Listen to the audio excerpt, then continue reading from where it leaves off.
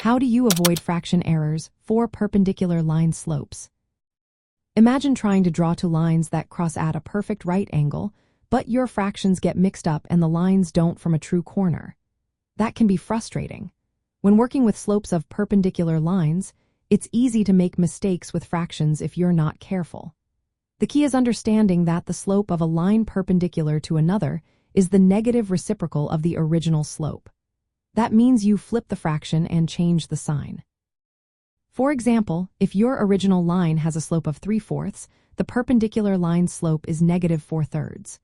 To avoid errors, always convert all slopes to fractions first. If you have a whole number like 2, write it as 2/1 so it's easier to flip. When flipping, swap the numerator and denominator carefully.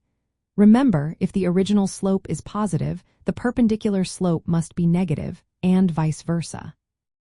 Be consistent when labeling points for your slope formula.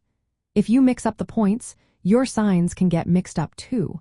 Double-check your subtraction when calculating the slope.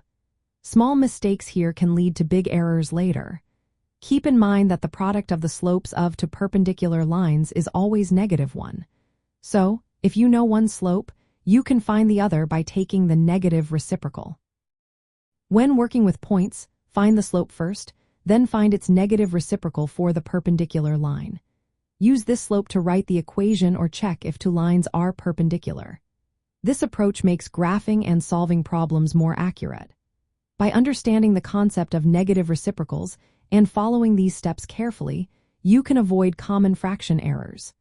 It's all about being precise with flipping fractions and changing signs.